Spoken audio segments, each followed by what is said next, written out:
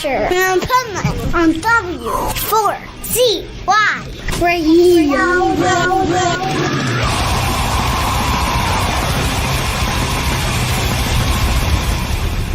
Wake up, America! It's time for the Adventures of Pipe Man on W4CY.com, West Palm Beach's #1 internet radio station. Here's your host, the Pipe Man.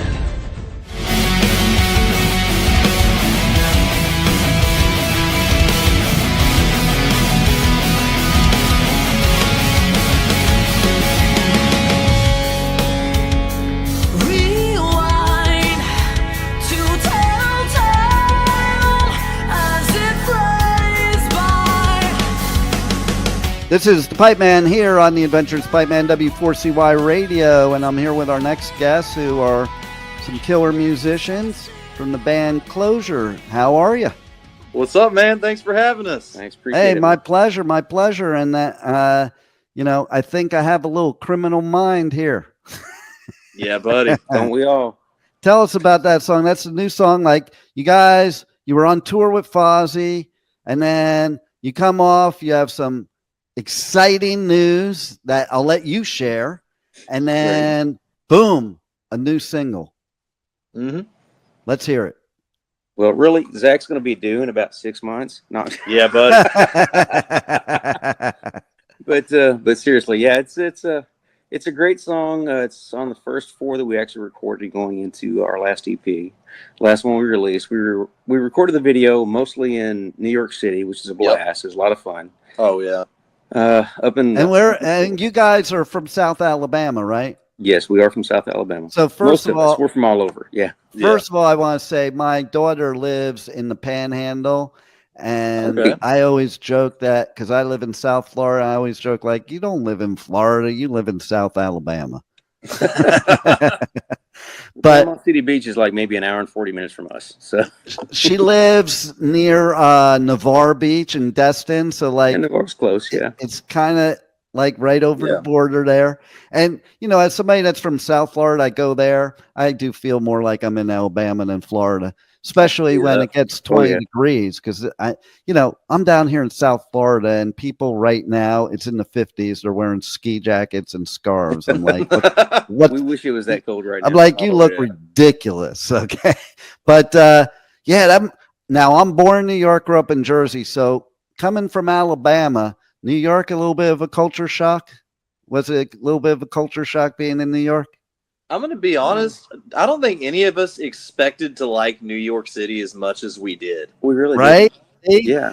Everybody's got to go to New York because everybody has this conception, especially if you're from the South and you don't want to go there. Exactly. There were even people in Jersey that lived up in the mountains a half an hour from the city, and they're like, I will never walk into New York City in my whole life. I'm like, try it. You may like it. Oh, I loved it, man. Right? It's really it's a great city.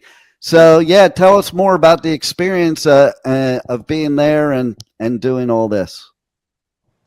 I know we rolled into the Gramercy Theater there. That place is insane. Right. So we ended up, that legendary venue. And of course I had to go around, try all the tourist stuff in New York and, get some pizza there, all that. Did you know which famous rays to go to? Because there's like 15 famous rays, and only one of them is the original. Exactly. So I learned that the pizza wasn't my vibe, is what I'll say. But coffee in New York City ruined coffee for me. It was that good. Nice. and there's this place. My favorite restaurant in the whole world is in Little Italy. And I don't know if you went there, but it's called Ferrara's. And I did not. Oh, haven't been it's there. 3 stories with a menu huger than any restaurant that's only dessert. Dang. Oh, wow. That's what's great. up. Right. And then there's like this restaurant in the village that you could walk right past it and not even know it's there. You have to know. There's a lot of places like that in New York. Like you just have to know it's there. Now, see, that's why you should have been up there with us, and you could have showed us all these places. Exactly. See, I mean, we'll have to do that next time. We'll have to do that next time, and know which subways to go on and which not to go on. That's important info too. Well, we actually do have a friend up there that actually took us around. That's from Jersey, from the Jersey area. Great guy, Michael Menzo. He's awesome. He ran us around, took some pictures for us while he was there. He's a great photographer too, but he showed us a lot of good places to go to while we were up there. It was a great experience for us, for all of us. Oh yeah, very cool. I love it. The people treated us great up there. I mean, that was a really. I love hearing that because, you know, so many people like to think that New Yorkers are rude, and maybe that wasn't my experience at all. Yeah, maybe it's just a product. No. I think it's just a product of their own attitude towards the New Yorkers, and New Yorkers are going to give you back what you give them. If you're nice to them, you are family. I can see that. You know, if you're not, fuck you. Go take a swim in the Hudson River. You know, we just like, you know where you stand when you're with a New Yorker. Like you're not gonna get the bless your heart. You're gonna get the fuck you. Yeah. It's definitely a Southern thing with the "oh bless your heart." Oh yeah, totally. I had a funny story on that. Like I had this really good friend. She was my co-host, and we were out one night, and she was talking about this other friend who was my friend, this chick that hung out with us, and she was talking all this bad shit about her. And she was a Southerner, and the girl walked up, and she jumped up and gave her a big hug and kiss like it was her long lost best friend. And Mr. New Yorker that I am, as soon as the girl walked away, I'm like, what the fuck was that? And she goes, I was being nice. I'm like, that's not being nice. You were just talking shit about that girl and then acting like it's your best friend. It would be nice and cordial. Just say, hi, how you doing? Not jump up and give a big hug like that's, you know, your favorite person in the universe. Well, that's just how I was brought up. Well, we were brought up to let people, we were brought up that if you can say it behind their back, say it to their face. Oh, we're firm believers in that. That's my motto, man. Rest no doubt. assured, if I'll say it about you, I'll put 10 toes on the ground and say it right to you too. I'll say it to you first before I'll say it to anybody else. Yep. You know. So, tell me more about your music, or the listeners. I know about your music. You're badass, but if they haven't heard Clozure before, why should they listen to Clozure, and why should they catch one of your live shows? If you want to feel emotion with your music and feel like the people that are performing it for you really feel what they're doing, come see us. Mm-hmm. Because the best part of the music is connecting with the audience. That, and it's honestly just a good time, man. I mean, my favorite part of the live show is just partying with the front row. You know what I mean? See, that's like cool. If you come to me with some wild shit just right there in the pit, like that's what you're going to get back from me. You know what I mean? I love it. I'm going to rile you up as much as I can just because I think it's fun. He's been known to sacrifice himself falling off something. So it's, All right. So I'm infamous from LA metal scene. I knocked out my teeth. I ended a show I got up on stage. The security was chasing me. So I climbed up. I climbed up on the Marshall stack and dove, and I was full swan midair, and the crowd moved and spread.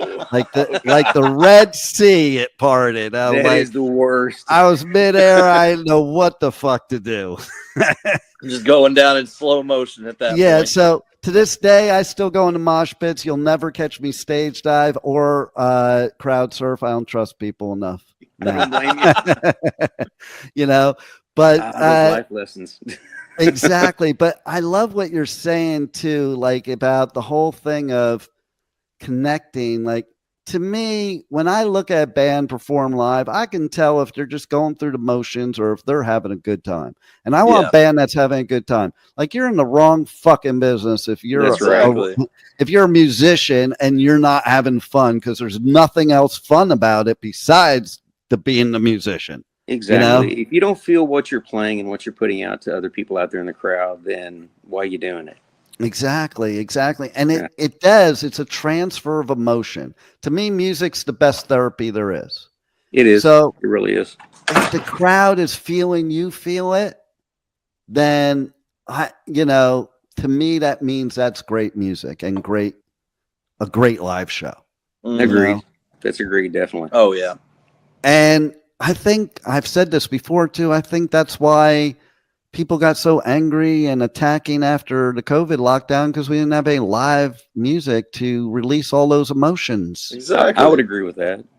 Because it is emotions, you know, and like, how can you be a musician and not be emotional? That, to me, that does not compute.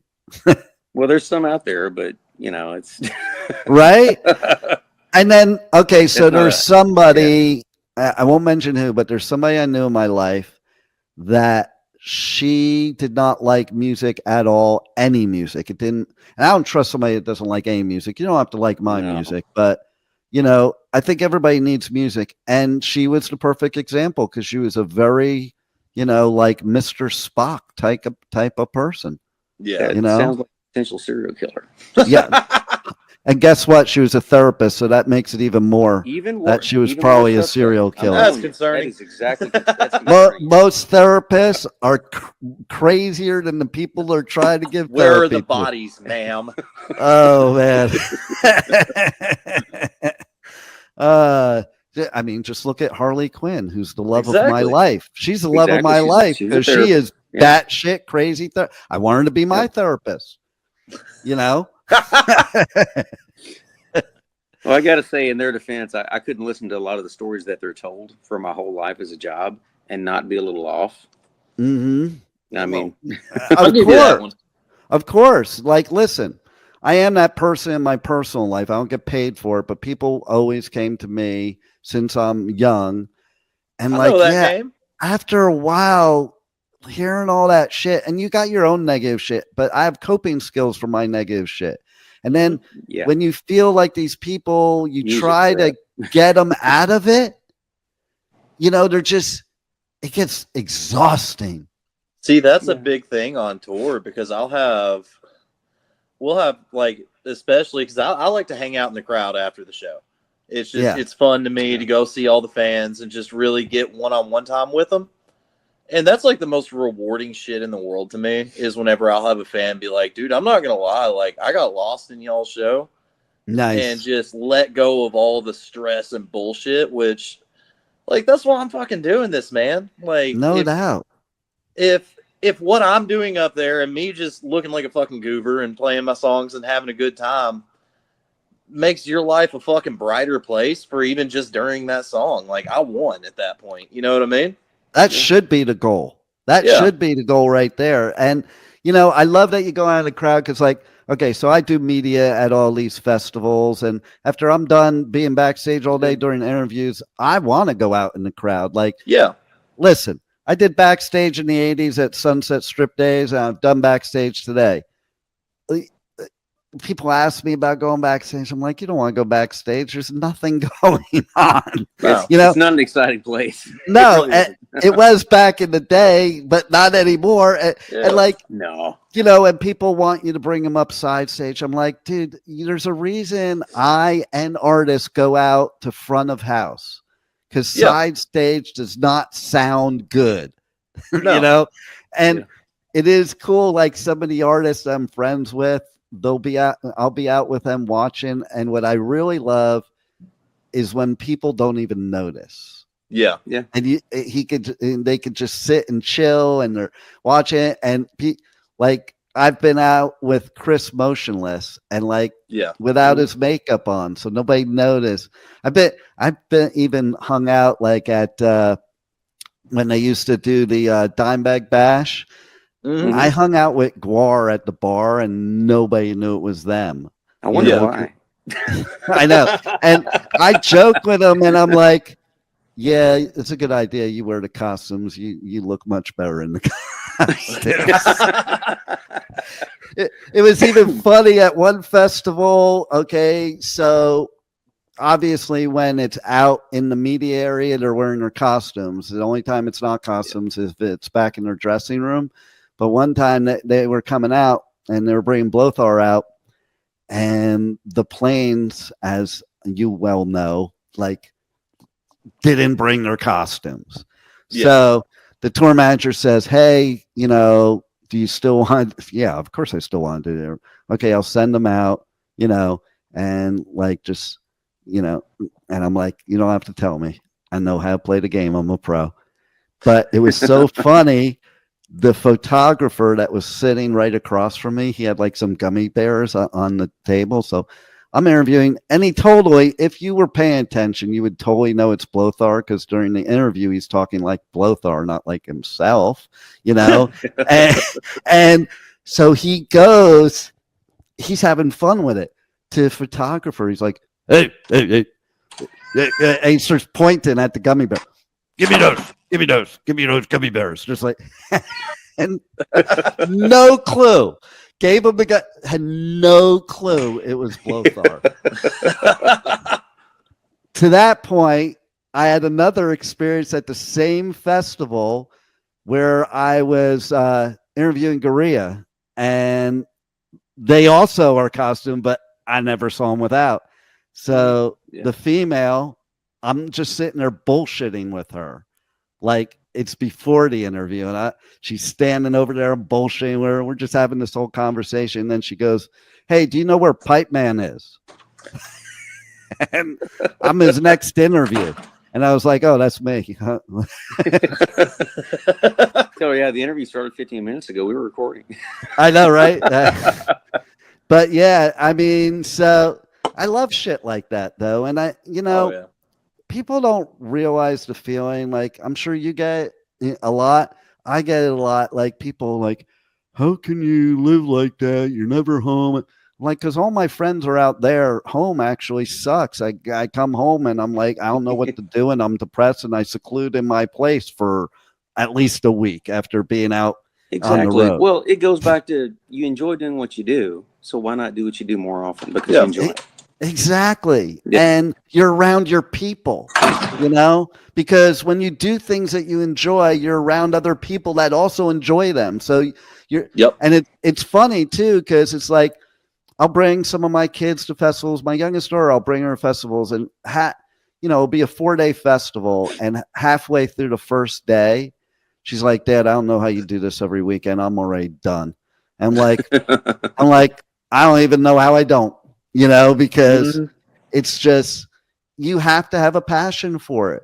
It's this shit ain't for the faint of heart, but if you love it, there is nothing else you'd rather do. Yeah. No doubt about it. And then, like, even with press people, like, especially if you're dealing with rock or metal bands, like, you better be into that shit. Like, I watch other press people that shouldn't be there, and I'm like, if I were the band, I'd be slitting my throat right now. They're reading some script and, like, so, it says here, blah, blah, blah. Dude, these people aren't about that. That's the most boring fucking part of their job. They're musicians. Make it fun for them, because this is fucking treachery. Don't make it like the business part of it. Just have a good time and have a conversation and and find out what they're passionate about, and then they'll talk. Well, that's the thing for you as an interviewer. You're going to pull more out of us doing it that way than you are just with the simple scripted. So, like, the questions that are already out there that nobody gives a shit about, that you've had to answer a million times, like, yeah, right. Dan Spitz of Anthrax, who's like one of my best friends, he says, I wish they would have asked me what skin conditioner I used on tour. and he was making a point of how ridiculous all these questions were. Like, how many times can you answer, how'd you get your band name, and who fucking cares anyway? Okay. Like, sometimes there's a good story about it that maybe you want to talk about because it's cool, but most of the time it's just a stupid question that means nothing. So, great story on that one. August Burns Red. I said that before the interview. I say that all the time before the interview. I don't ask stupid questions like that. If it's in Wikipedia, I don't ask. If it's already out there. And they go, well, you're lucky. Out, do we even have a Wikipedia yet? I think we do, actually. It's probably all wrong. Yeah, probably all wrong. I'm going to edit it, so it's definitely wrong. I know, right? That's what I would do. If I was an artist, I would just make up a bunch of shit to fuck with people. And that's what August Burns Red does. Because they said, lucky for you, because we fuck with everybody that asks us that question. We come up with a new story every time, one worse than the next, and we keep a total straight face. You see that girl next to you? I think we made her cry. because she asked us how we got our band name. So we were like, well, we got this. My sister got this dog when we were teenagers, and she named it August. And one day, I see where this is going. Yep. One day we're out front playing in the street, hanging out, and we decided it would be funny to light August on fire and watch him run down the street. Ergo, August burns red. That is horrible. I'm a big dog person. That's horrible to me. Right? And they're like, and you said it with a total straight face, and you had to see the look of horror on her face. Oh, and I'm like, you know what? I would do the same shit. Like, I'm from the Northeast. Sarcasm and that shit and fucking with people's my second language. So, you know, I mean, like, if you're gonna keep doing that stupid shit and not learn your job, I'm gonna fuck with you. You know. So, yeah. Now, let's ask you then. What is the absolute worst interview question you guys ever got that you're like fucking wanted to slit your throat?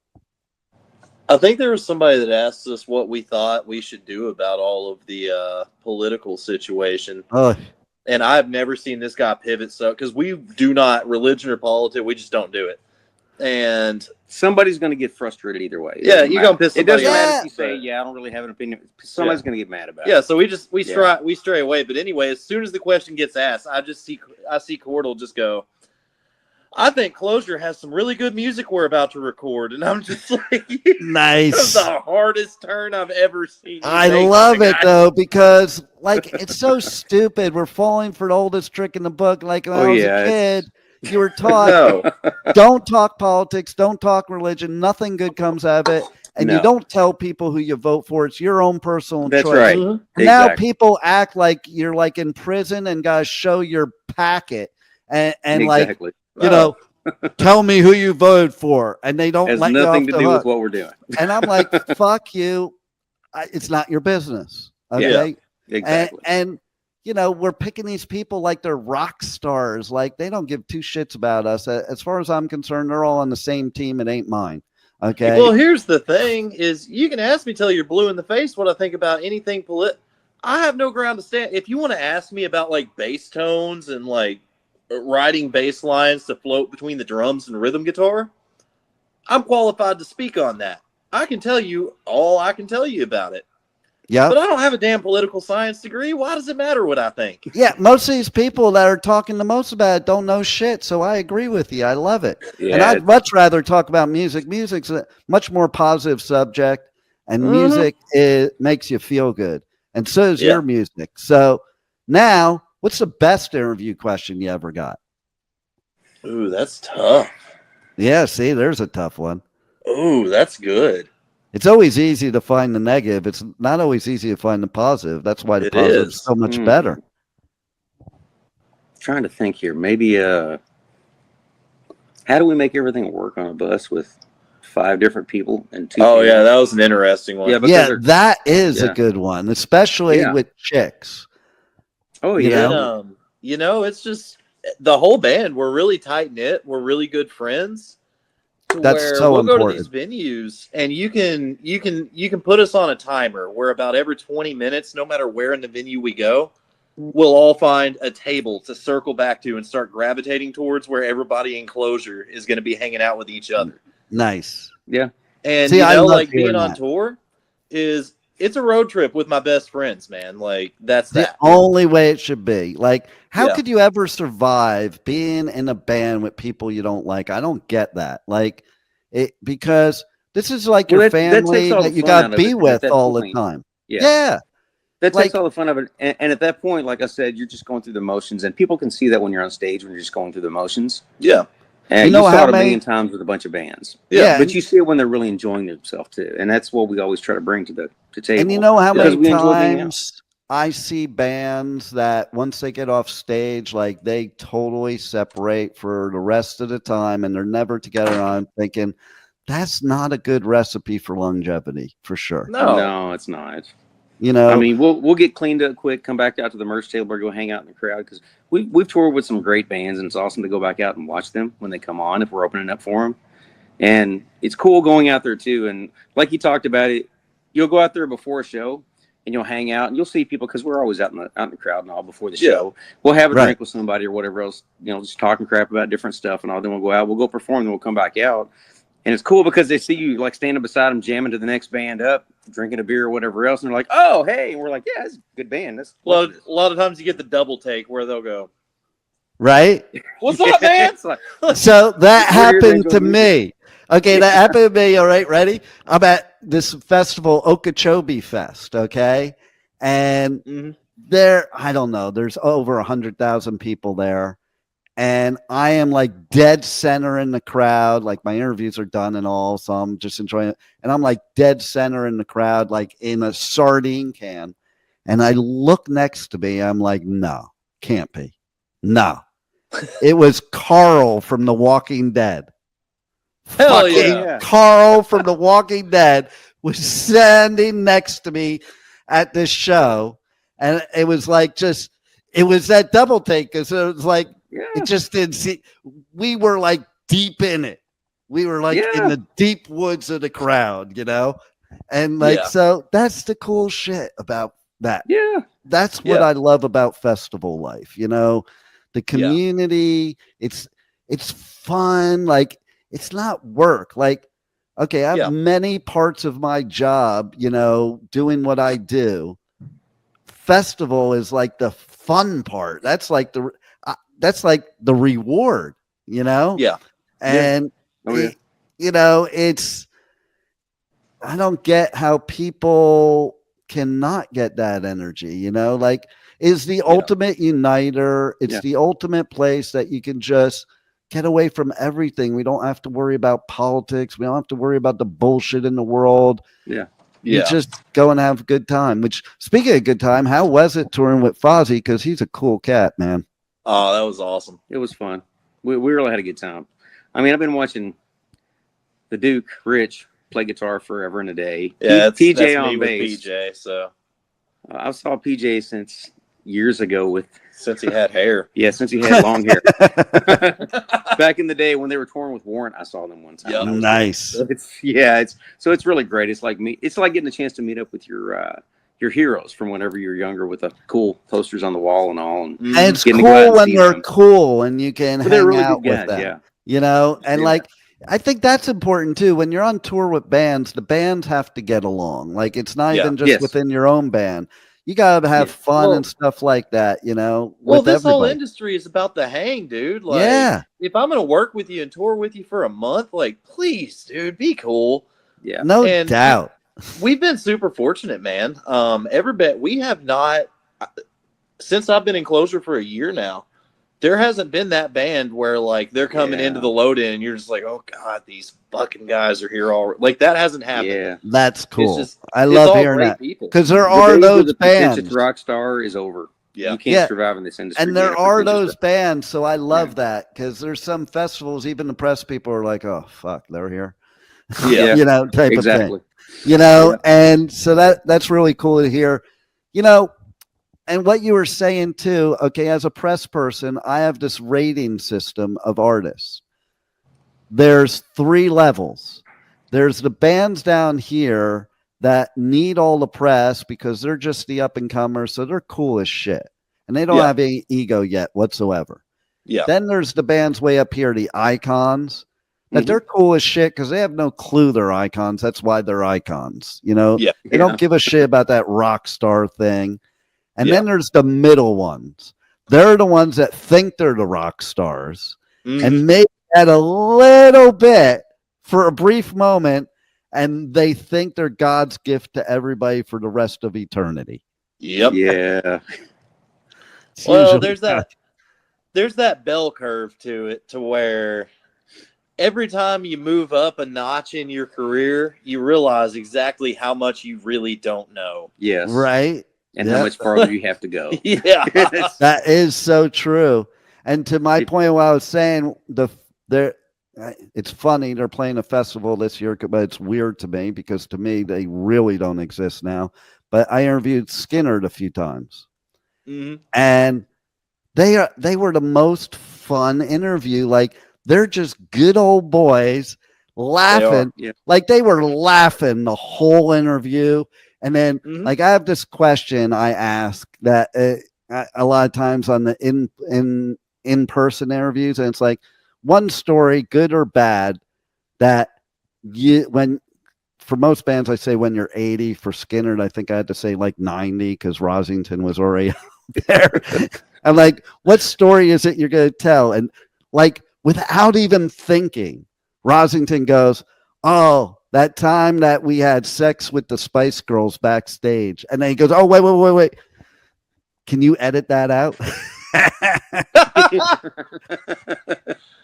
Like, and so here's a band that should have ego, should have that pretentious shit and isn't. And then you take somebody else that hardly anybody ever knows, and they're the ones that have the pretentious, I'm all that. Oh, thing. yeah. Oh, yeah. So I could see you guys touring with Skinner, actually. That would probably be a good time. Well, their keyboard player actually mastered our last 4 songs that we did. Peter Keys. Yeah, Peter Keys. Wow. Yeah. Nice. See, so that might happen. So there you go. Because we'll see. They're kind of big for us. Yeah, but it would be fun though. It would be fun. So what else you got going on in 2025 you want the listeners to know about? Well, some tour announcements coming here pretty soon. Not just yet, but here pretty soon. We're How currently can in they the studio find out here. about that? Say that again? Oh, it'll be all over every social, everything, man. Yep. When we book tours, we're damn proud of them. So how do they connect to you guys on socials, on the web, go to your merch store, all that good stuff? We're official Clozure on everything. So that's Instagram, TikTok, Threads, YouTube, Facebook. Our website is officialclozure.com. Yeah. .com. And I mean, if you go to OnlyFans, it's official Clozure. Unfortunately, it's me, not the singer. Yep. So Yep. We haven't made anything. We had some people actually ask for their money back already. So we have what's funny about a calendar. You know what is funny? There is a Pipe Man OnlyFans. I just took all my 2024 content down, and I'm gonna. So what I did originally is I had these hot co-hosts that were posting stuff on it, but then what I really wanted to do, because I do this thing, I call it the Pipe Man Radio Tour, because every year I go on tour from like April till November, with awesome little spots afterwards, but basically it's the off season, and so my thing is to document the whole festival tour on OnlyFans, like all the outtake shit and stuff like that. Because who else is doing that in podcasting? All right, now this is our question for you right now. Sure. Are you ready for a question here? Absolutely. Okay, I love that. How did you get the name The Pipeman? That is the number one asked question of me. It's like asking me my band name. No, I want to be a basic bitch today. We're asking you that question, okay? Okay, so he's gonna fuck with us though. My last name. No, I'll tell you the truth. It's a story actually. My last name is Piper, and so it was a nickname way back. When I was younger, people just said it and it kind of stuck, and then it went away for a long time. And I'm a motivational speaker too. So originally my radio show was just that kind of stuff, like it wasn't anything that was shock jockish, which is now. And it wasn't even much music. Like music was my passion outside of work type of thing. And so then I did this relationship show, and I created it by collecting co-hosts to fit every type of person. So I had these 2 women. One of them was this conservative married woman that was like the total like goody 2-shoes, and then the other woman she was also married, but she was a Latina who was super hot and was the epitome of the woman that's a player. Then me, I just played myself, who was, the nice guy, the guy that always, gets friend zoned. And then, and Pipe Man don't get friend zoned, by the way. So Dean did. So the other this is sounding like a really bad written 90s porn so far. But we're I gonna go know, with this, okay? totally. Well, wait till you hear more. Okay, so yeah, and because Pipe Man has a Groupon too, and so Okay. and so basically, the other dude was the epitome of the player. 40 years old, never had a relationship longer than a year, doesn't go on a second date unless he gets sex on the first date. And so we had all four of those perspectives on this relationship show. But at one point, he left the show because he was going to Peru and he was going to go hike Machu Picchu and stuff. So I decided instead of replacing him, I would just assume both roles because, listen, being on the radio is playing a role just like you're on a TV show or whatever else. Part of it's you, but it's a character that you play. So Pipe Man's my radio moniker, and that's where Pipe Man came to life when that happened because I decided the alter ego was going to be Pipe Man. And it became it became a social experiment, actually. Okay. And because so all your life when you're the nice guy, you always scratch your head why these women always pick the jerk offs, and you just never really understand it. Well, I got real life experiences now that I was like, I get it now.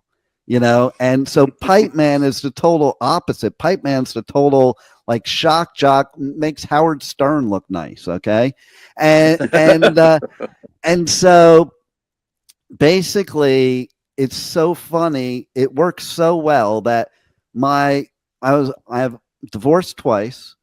On my show, my ex-wives are referred to as Thing 1 and Thing 2. And outstanding. Right? Thing 1, if you ever met her, she would introduce herself and say, you probably know me as Thing 1. And so when we got divorced, Thing 1, she says to me after we're getting divorced, she's like, I really hope you find what you're looking for. You're like the most romantic person I ever met. I'm just not into that. And I was like, what the fuck did you just say?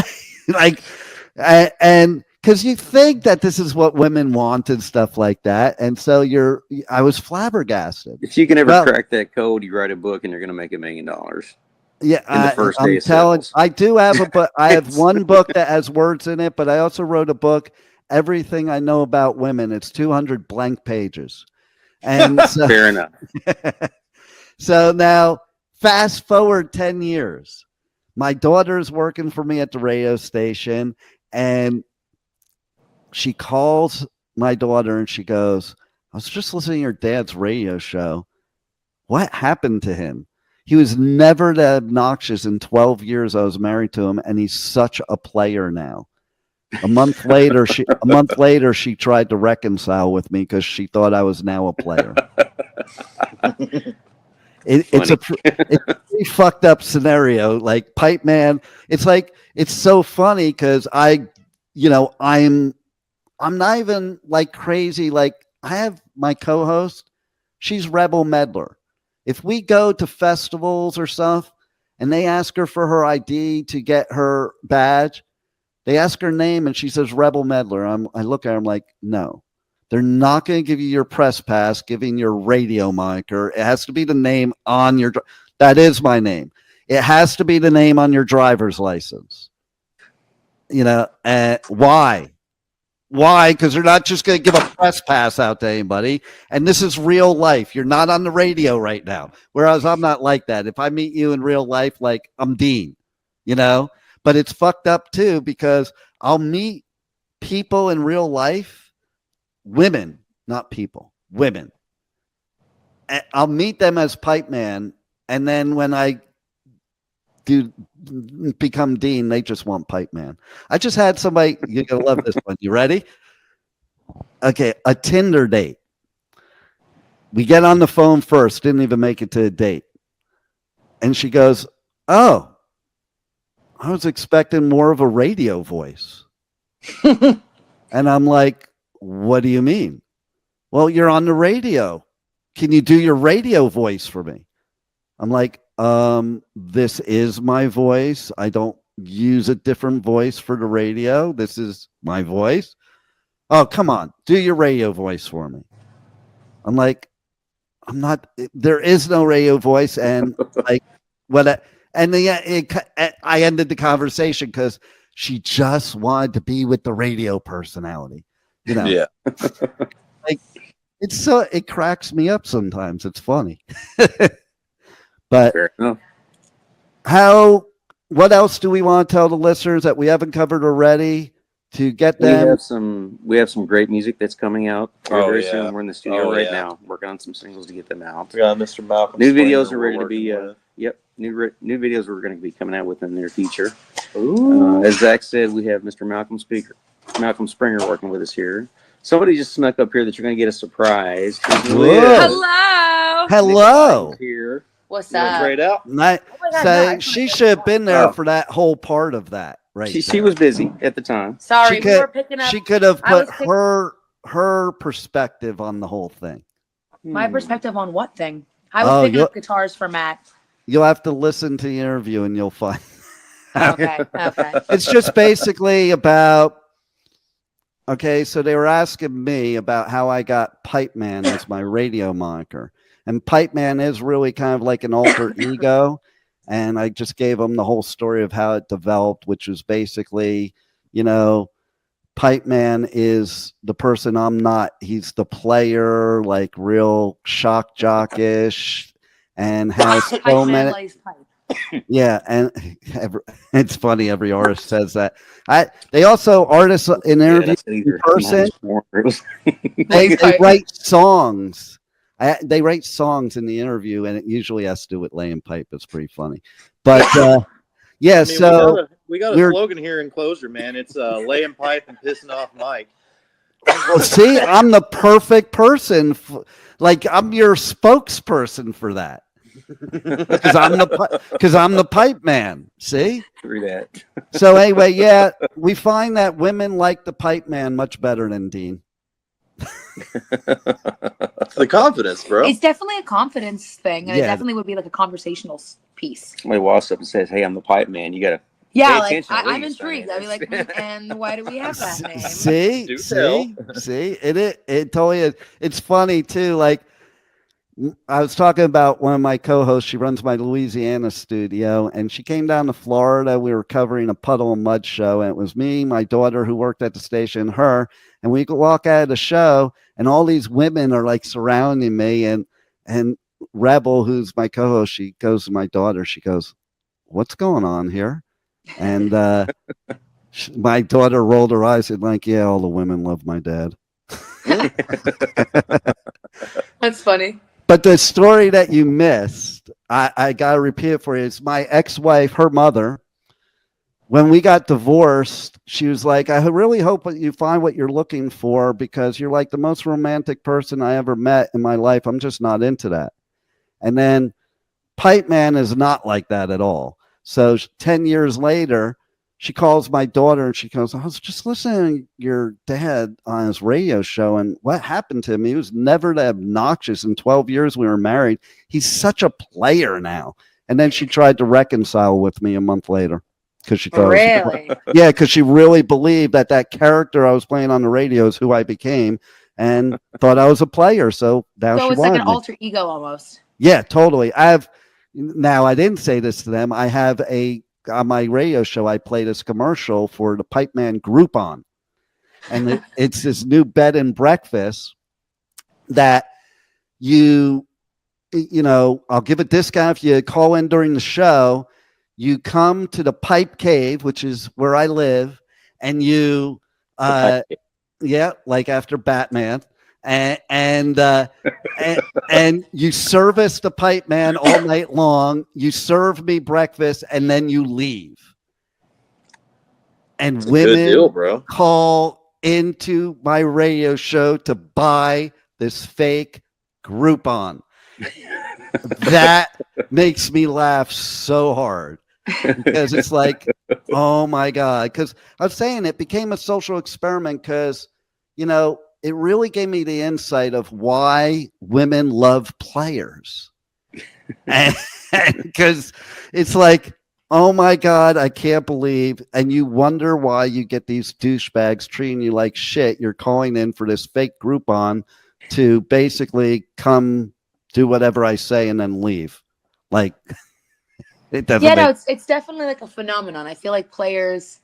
I mean, you're talking to me, so like I feel like Nikollaj, which is like my alter ego, is the exact opposite too. Where instead of me going for players, I think it's me normally like intimidating men. I have a very like dominatrix kind of like head bitch in charge personality, but I have noticed that like I would be fucked up over that. I'd be fucked up over that.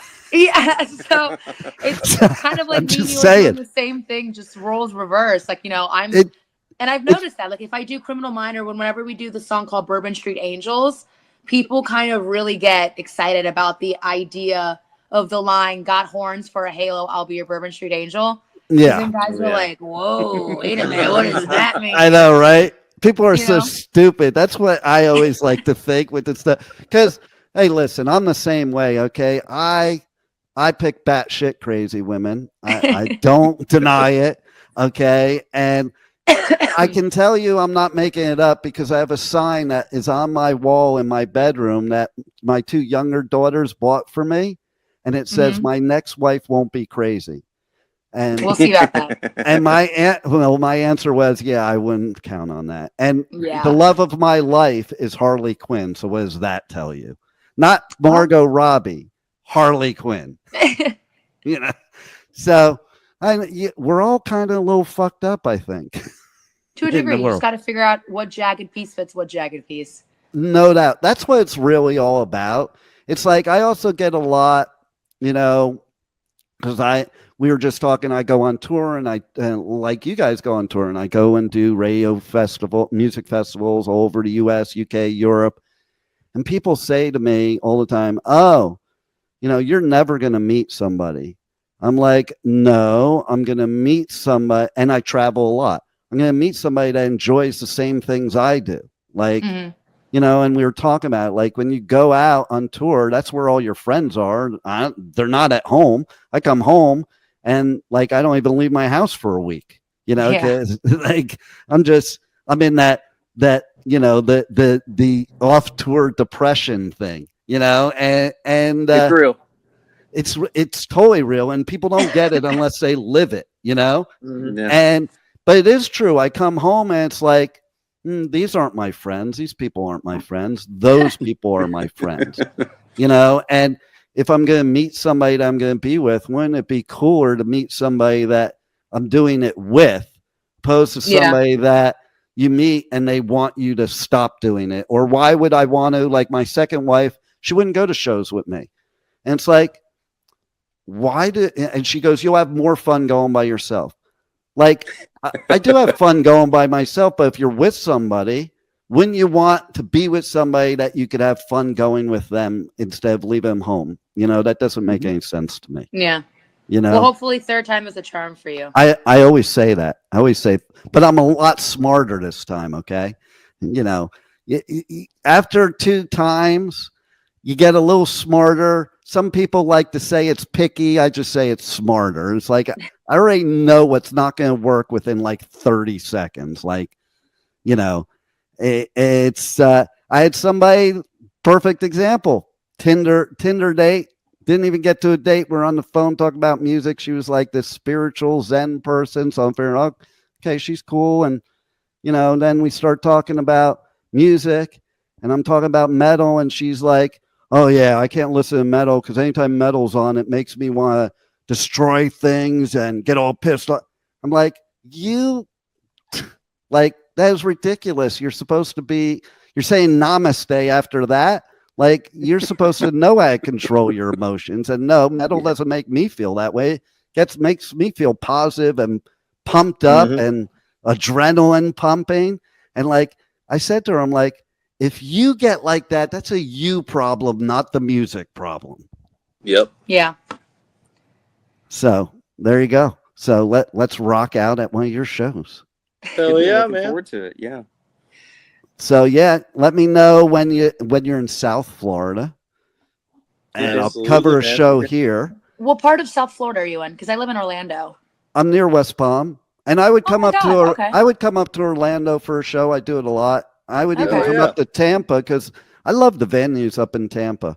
Tampa has a lot of good venues, and we noticed with the last 2 tours that we were on, because like I'm an Orlando girly, and I remember Orlando really being like a central area and a hub spot for rock and roll because of Rockville, being in Daytona, and Earth Day Birthday, and then we used to have places like what's it called, Back Booth, and what used to be the Haven. So Orlando was a really good stomping ground. I just feel like post-COVID, I don't know what happened exactly, but well, I guess COVID happened. Now Tampa's like the new hot spot for up and coming artists, and I've seen that a lot. But I think it's the venues because, like, first of all, I hate the venues in South Florida for the most part for doing there doing isn't much press. in West Palm, I feel like.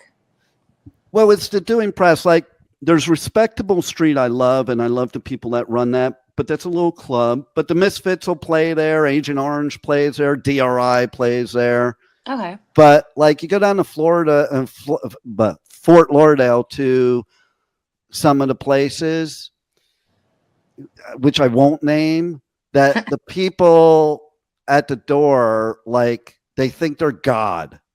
And it's like, so one time as an example, I just finished the interview on the tour bus. I was going into the venue and the guy was giving me a hard time, and I had a press pass, photo pass, everything. Just giving me a hard time, that I had to literally call the band to come out and tell him to let me in. Wow. Yeah. Like, it was ridiculous. And I don't experience that anywhere else. Like, I go all over the US, UK, and Europe, I love. Because they still treat artists and press the way you're supposed to treat artists and press. Like, and if you talk to every artist that does those festivals, they talk about the way they're treated.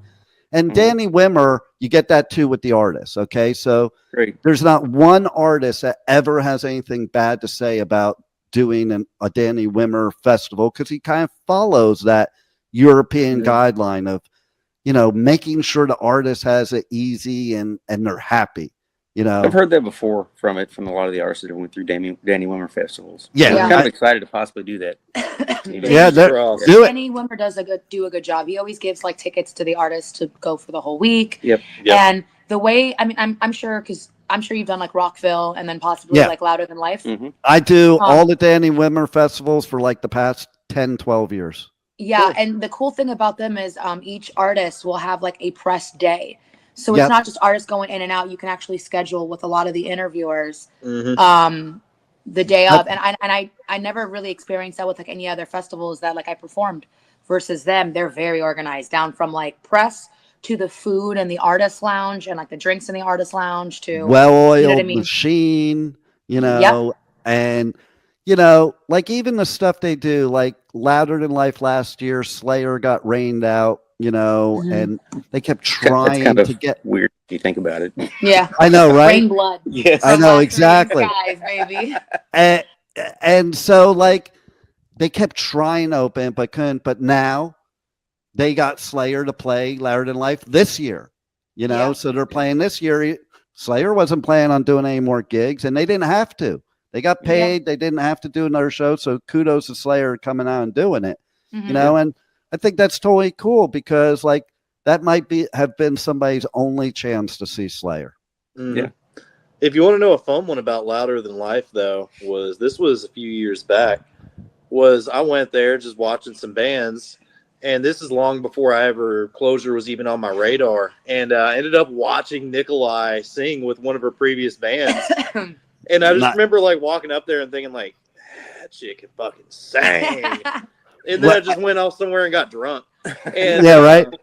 And then when I found Clozure, I was playing this country band, and I ended up opening up for him on tour. And the rest, but yeah, it's a small world how all that works out, because I started doing the interviews and I thought she looked really familiar. And she started talking about playing Louder Than Life. I said, hold the fuck up, you're that chick. Yeah. Wow, that's funny. How the festivals can bring people together like that, though. Actually, I'm pretty sure I might have done an interview with you in like 2022 with Louder Than Life. That makes sense too. That's so. Yeah, funny. I think I might have. That's why I was like, why do I feel like I know this name and everything? That I could have. Do you want to mention the band? If you don't. If you do. I don't mind. I think the only reason I don't mind now is because they made a public post saying that they completely quit after having 2 singers after me. that couldn't Wow. last for more than 6 months at a time. So now Wow. I don't mind because, you know, they're not out there anymore. But I was in the band called The Dev, like 2 years ago or so. And we just basically had an animosity where after my dad died, things weren't the same. And they kicked me out. And then I ended up being able to create The Devil Effect, Nevermore, Criminal Mind. You know what I mean? I did an amazing collaboration with Josh. And so the year after, it was like I actually legitimately got the band Clozure and then got some closure because we were releasing multiple singles a year. And I don't even think we knew each other for like just a few months. We were in different states recording. And next thing you know, we were doing tours across the U.S. It's like all the pieces fit all at once. Everything came together and was everything happens for a reason. It you does. know, It like, definitely does. Everyone got some closure. And we were talking about before, like all of that, how you could be in a band that nobody likes each other. Like you gotta be best friends because, listen, it's even more than a marriage, you know. Like, and so you gotta be with these people 24/7 for most of the year. You better like them. I would like to ride on that concept and say it's probably a little bit more than just friends.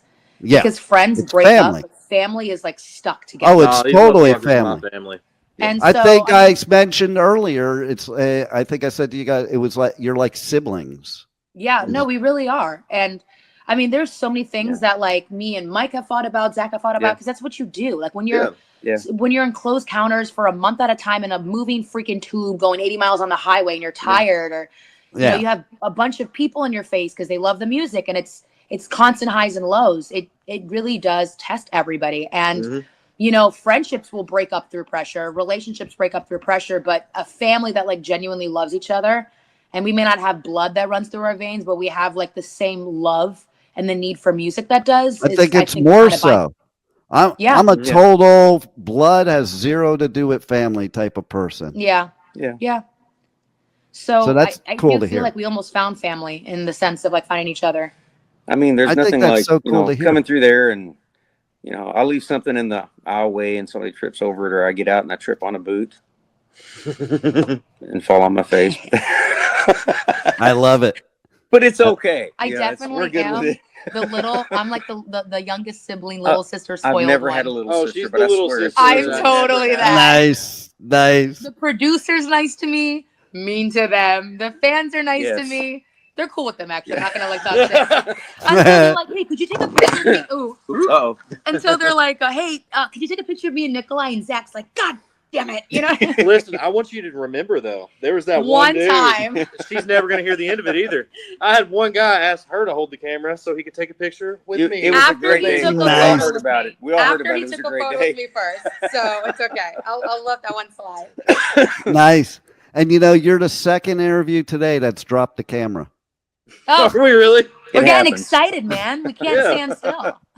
I know, it's great. I don't think anybody's ever dropped a camera during an interview ever, and now it's twice in one day. I love it. Yeah. I must be getting better. Yeah, maybe. Yeah, totally. I think I can finally do my job. I don't know. You guys definitely got to play Rockville, man. Oh yeah, we definitely do. So when you do play, okay, just so you know, you get to drive on the speedway. That is true. It's fucking badass. Like, and it's cool because you have to go like a certain speed because the corners. No, it's just so. Yeah, it's the grade on the corners. It's straight up and down. If you go up on that wall, you have to hit 80, 85 miles per hour or you're falling off the wall.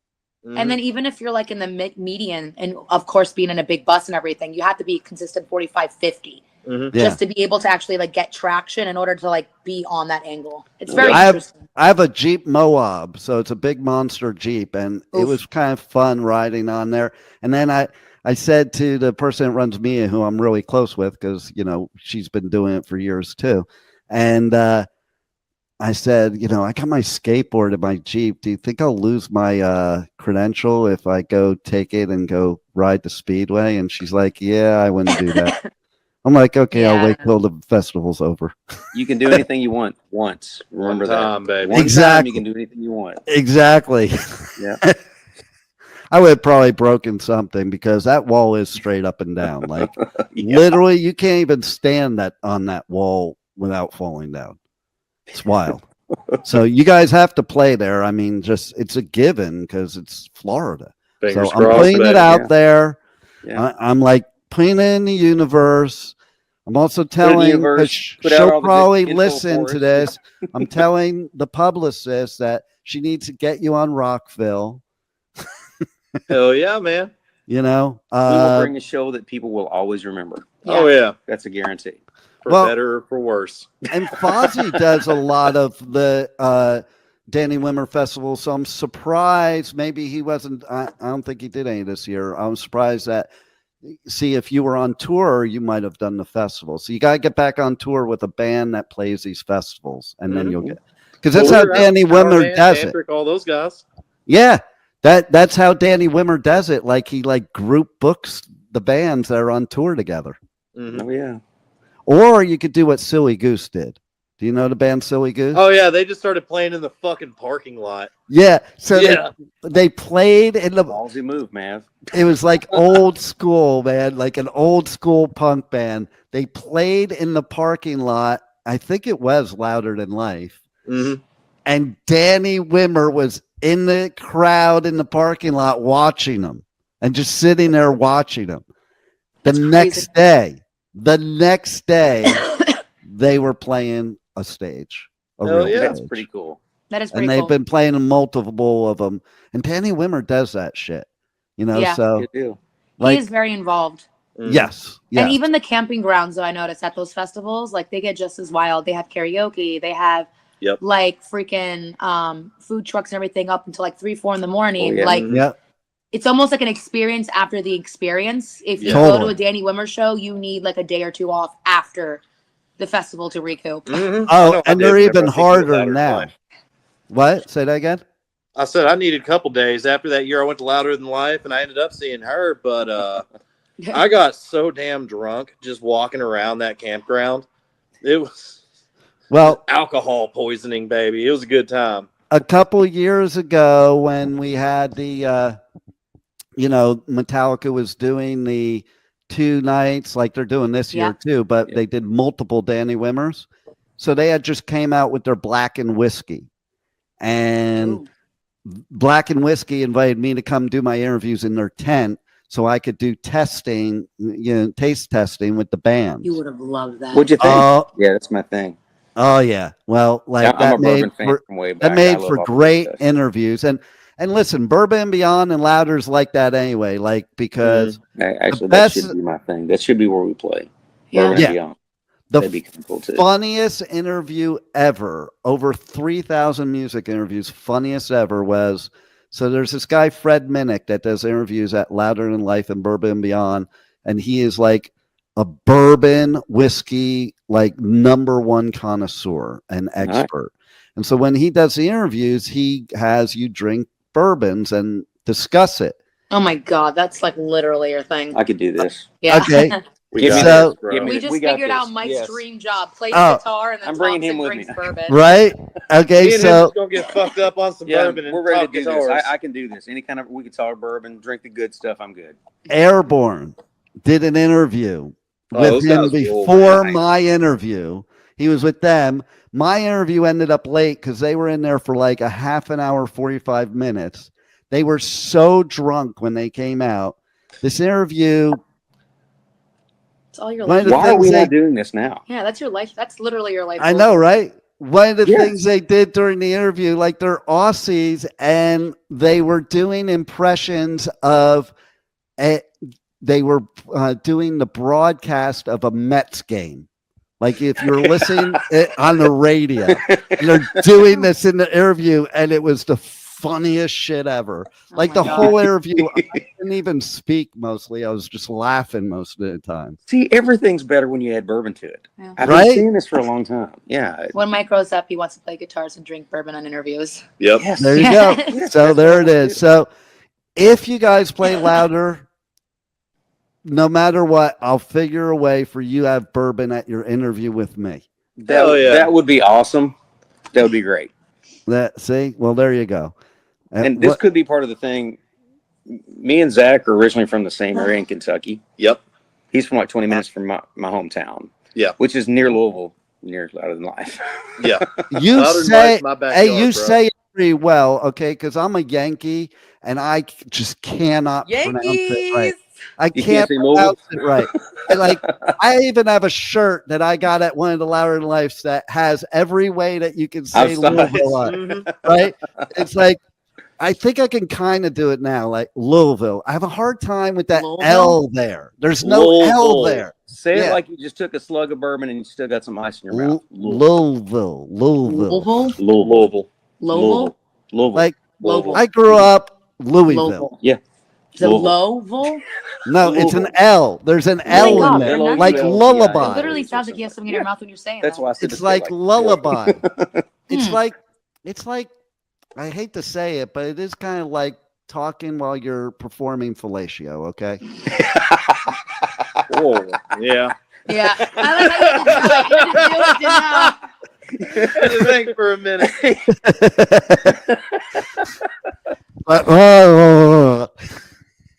Louisville. Explanation was more See, I PG, can okay? See, I can say it now. Watch. Louisville. Yeah, exactly. Oh, Zach man. just got excited. There you go. So, we're putting this out in the universe, so somebody in the Danny Wimmer camp hears it and knows we need to put this Clozure to bed and get them on a festival. Put Yes. Clozure What I'm on talking about Louder right Than there. Life. Yes. There it is. It needs Please to You admit guys, it. especially you with guys this could probably really- play Bourbon Beyond too. You probably Oh, would yes, I fit wanna in do that both too. of them. That's You'd the goal. fit in both of them. I used to do bourbon every year, but now I have a conflict. I do Riot Fest every year, Yeah. and it's the same weekend. Bums me out because I like bourbon, but it's like Misfits, Sting. Okay, going to Riot Fest. Okay, this year's Slayer and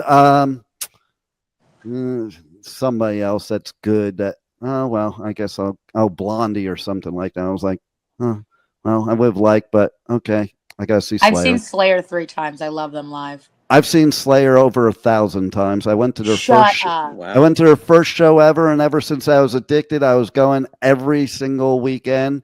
I went to Metallica's first show ever.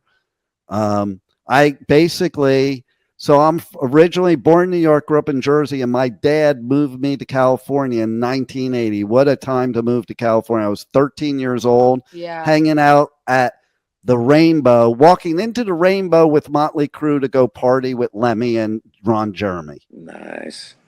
at 13 years old, because that was the You 80s missed the pizza Sunset Strip. discussion in New York. Yeah. What about pizza in New York? We was talking about pizza in New York earlier. Pizza's better in New York. Yeah, and one of you said you weren't a fan of the pizza in New York, and I don't like you because of it, because there's nothing like New York pizza. It's like Chicago people. They're like, Oh, Chicago pizza is the best. I'm like, No. how many Mike likes places? Chicago pizza better, and as an Albanian from New York, from the Bronx, like Albanians do one of two things: we either become like tenants or like landlords, or we own like a pizza shop. Or And so you my murder, dad or owns you pizza murder shops. people, What'd you say? or you murder people. That's We're like, normally the hitmen, but we don't get caught Yeah. for that. yeah, that's what I'm saying. So we can't say that out loud because we don't Right. get caught for it. So there's no proof that we're doing it. That's okay. My grandfather was Italian mafia and owned a speakeasy. Okay. So you know. probably one of my uncles was like bodyguarding for it. I'm not gonna lie. Probably. But no, it's true. Like New York pizza is like probably the best. When we moved to Florida, It we is. moved to Florida to Oh, make more fuck pizza. Florida. And what'd you say? I'm like, fuck Florida pizza. Like, oh my God. No, you gotta. I could probably give you some good recommendations. I know a bunch of ironically, I know a bunch of pizza shops owned by Albanians, and I swear to God, Oh, nice. it'll be like 90% close to like New York. My brother has a water irrigation system in his pizza shop, and you can ask them. They had the pizza Now I it's know. just Now, like New York. now I believe you, because a true New York style pizza place outside of New York imports the water. That is Yeah. the key to the pizza and the bagels is the water. That and humidity. People do not know how to raise and proof dough, and in Florida they do dry yeast, which my whole family we live by live yeast, and so that Yeah. makes a big difference.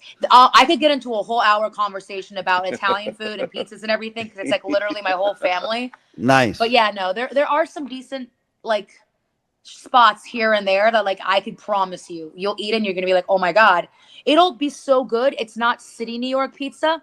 It's like Brooklyn Bronx pizza, or when you go upstate to like Nyack in New York, and it's they do have Brooklyn pizza down here, and it is like Brooklyn. There's a place right near me called Grimaldi's that is exactly like the pizza I had in Tuscany in Italy. Like it. Oh wow, really good. I haven't heard of them.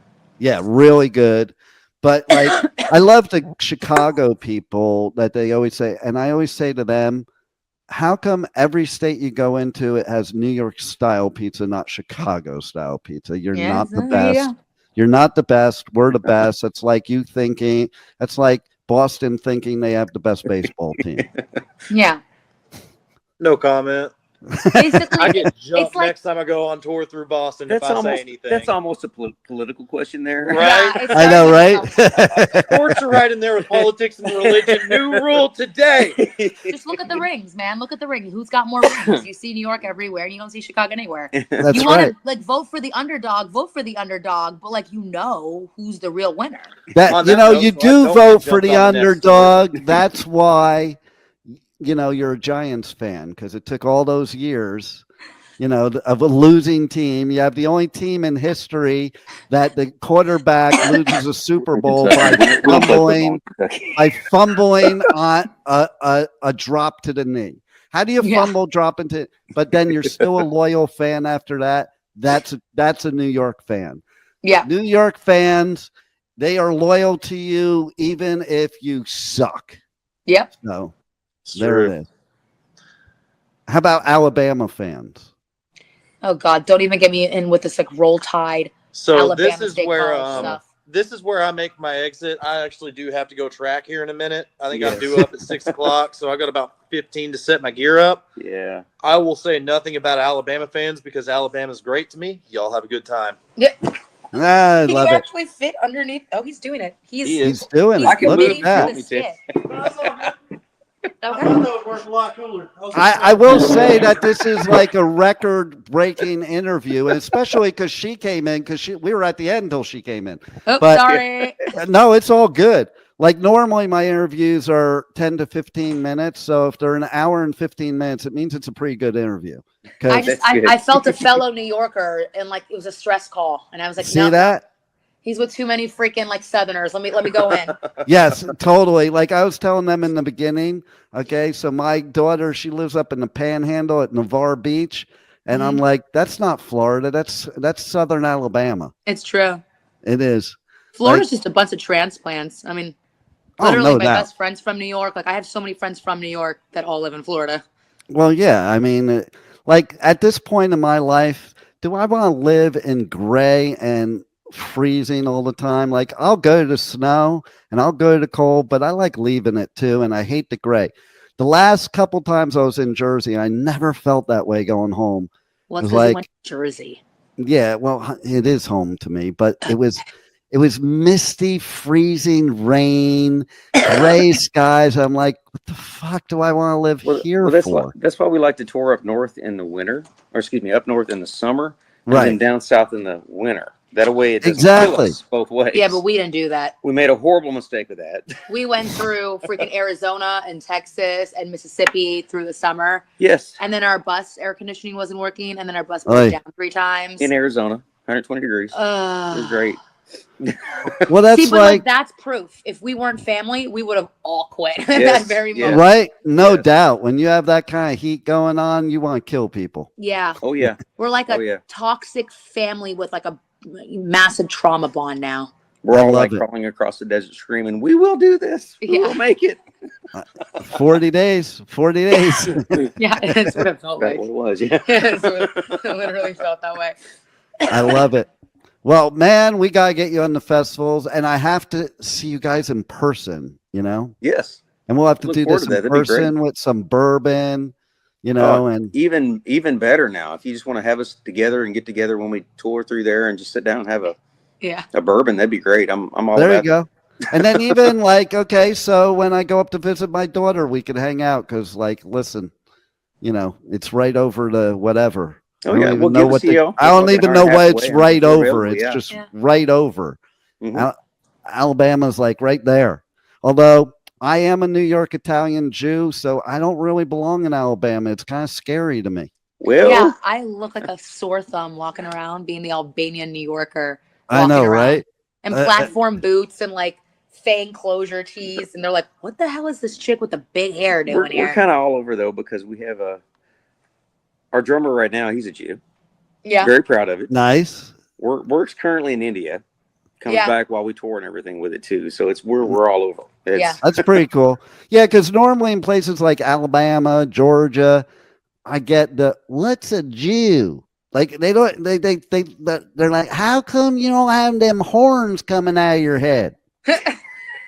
No, that's a Democrat or a liberal. Yeah. Okay. Those are the ones that have the horns on their head if you're in Alabama.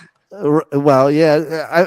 Maybe they took over from the Jews. Like it used to be I remember I was driving cross country from Jersey to California, and I was like 19 years old or something like that. And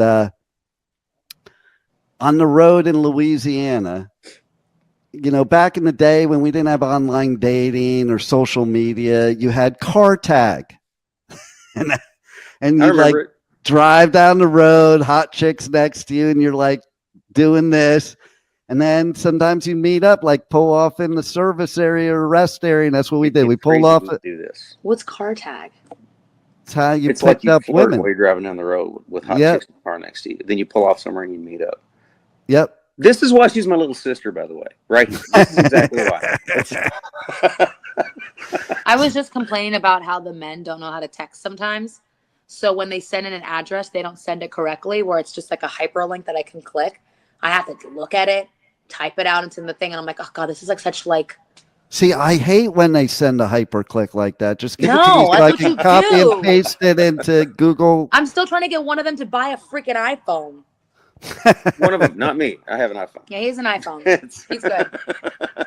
So yeah, what happens? So we pull in the service area, we talk. I end up spending the night at her house. Her parents were away, and she's like, "Yeah, this thank would never God." happen. She's like, crazy stuff. "Wait." That's what we would call a murderer now.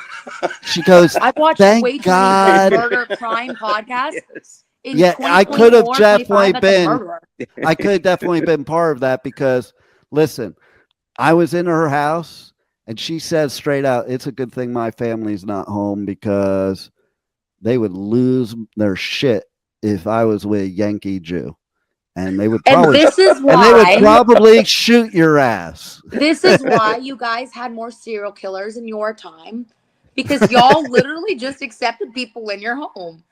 In our time, we just watch murder podcasts and we hyper-criticize everybody before we even get to know them and question if they're like a serial killer with. Hey, I think about. I used to Tinder, okay. That's so and I think weird. about I hitchhiked everywhere. I would never hitchhike today. I saw somebody hitchhiking recently. I'm like, are you serious? Yeah, like, no, that's I asking to wouldn't get have done that murdered. before. Yeah, that's not my thing. It's just a different day and age now. It's just everything's to lie. Yeah, you can't do shit. Yeah. It's like, I think it's some of the things that, like, even we were talking earlier before you came on about backstage. Like, I was backstage all the time on the Sunset Strip days in the 80s. Mm-hmm. And I'm backstage all the time now. And people ask me, they're like, "Hey, can you bring me backstage?" I'm like, "You really don't want to go. It's fucking boring. There's nothing going on, you know?" And like back in but they're thinking it's like it was back in the day, which is absolutely true. Like I would go to a Metallica show. We would always all go over to their house and party all night long. And I'd pick up my friends in the bushes. No, that was several lawsuits ago. Yeah. I was at the party when Vince left with Razzle. Oh, you know? Wow. Really? Yeah. Yeah. Oh, wow. Going on a beer run. To be there. Yeah. Yeah. Going on a beer run. Yeah. Lots of crazy shit. You know what they say is if you were at the Sunset Strip during the 80s and you remember it, you weren't there. That was a cool time to be there, though. Definitely. It was. But you know what's good about today? Musicians are being true musicians and they're more professional about it and better musicianship, better at their craft. You even take bands from back then. You take, I think we were talking about it earlier, Hetfield. Okay. he hates the way he sang back then. I loved the way he sang back then, but he hates it because he knows he didn't know how to sing yet, and like, he said at the San Jose Sharks games, they play the old version of Seek and Destroy. He's like, why don't they play the newer version? Because I know how to sing now. And it's interesting to see the different perspectives. Like, somebody who was a real douchebag during the 80s that I couldn't stand is the nicest, most humble guy now, and that's Bret Michaels. Wow. Yeah. I met him, was a great guy. He was in the 80s, he was this egotistical. We were just talking about him when I was. Yeah, like 2 days ago, we were just talking about Poison. And I was downrange, and he came down to see us down there. That was nice. Yeah. So he was playing Hometown Rising in Louisville. When they had that there, they had they had Bourbon Beyond Louder, and then they did that one year. He was there, and after the end of the night, we were all backstage. I was with the production crew, and we're just hanging out. He comes back there, like, even to the guy sweeping the floor, he comes up to every single person, shakes their hand, and thanks them for what they're doing. And like, was the most down-to-earth, humble guy who he wasn't in the 80s. Oh, yeah. So kudos. I love that. You got to learn, and I think we're really good about that is all the people who work these venues, the bartenders, the security and everybody else. We couldn't do this if it wasn't for those guys. Yeah. No doubt. We couldn't do it if it wasn't for the fans. They all matter. We're honestly just the final piece, but like what actually starts the whole process is literally the venues, the workers, the fans coming out. I mean, there's so many things that have to happen before we even get the chance to do what we love, and it's literally based on everybody else. So totally. And that's the other thing too. Like, a lot of media people, like, they treat the security like shit, and like, dude, they're the ones that determine whether you even get back into media. So like, I kiss their ass because they're working their ass off. They're sitting out in the heat, They hardly ever brought food or drink or anything. It's a thankless job, and they're making your job easier. Like, treat them good. Yeah. Yeah, for sure. Those are the more people. The crew, roadies, security, those are the people that should get the most thanks, because those are the thankless jobs that they work their ass off. One day we want to have a roadie. That'd be kind of cool. Oh hell yeah! Just driver one first. You got to play for teenagers. You got to play for teenagers, because like back in the day, I roadied for like all these bands just because I wanted to party with them later. Oh yeah, and get the girls too. You're hanging out with Motley Crue. Sometimes it works. Sometimes it doesn't. Well, if you're hanging out with Motley Crue back in the day, they had so much overflow that it was easy. Okay, like even their overflow was super hot. Yeah. Even their overflow was super hot. Okay, so it's like, oh my god, you just wait a little bit and like, okay, well, yeah, I'll take you. And you wonder why the backstage is boring now. Right, exactly. Meanwhile, like, I'll be backstage with some of my friends back there now backstage, and we're showing pictures of our grandkids on our iPhones to each other instead. Fair enough. Well, this has been a blast. I don't want to keep you all night, and probably 10 million people trying to reach me, but it was my last interview today, or else we couldn't have had this much fun. Thanks so much for having us on. We really appreciate your time. It's my pleasure, and I can't wait to see you out there live, because there's nothing that replaces live. And there's a rule on my show, and that is any listener after an interview that doesn't go to your merch store and buy merch, they can't listen to my show. So I'm just reminding everybody to go to find Clozure everywhere with Z, not in your own life, but the band. Okay. Do the own life on your own time. Go to their sites, check out their tour dates, buy their merch, get their new music, check everything out, or don't come back. Thank you. Oh, anytime. You guys rock, and can't wait to see you guys again soon. And it will be funny because, like, if I get to interview you again in person, because right now I'm wearing my shades. So it's like, do I really remember with the 10 million faces that are in my brain? But then in person, it'll be like, oh, now I remember. We'll fix that with bourbon too. Yeah, exactly. See, bourbon fixes everything. It does. Spoken like a true Southerner. All right, you guys rock, and thanks for being on the Adventures of Pipe Man. Thanks for having us. Take care. Bye. Thank you for listening to the Adventures of Pipe Man on W4CY Radio.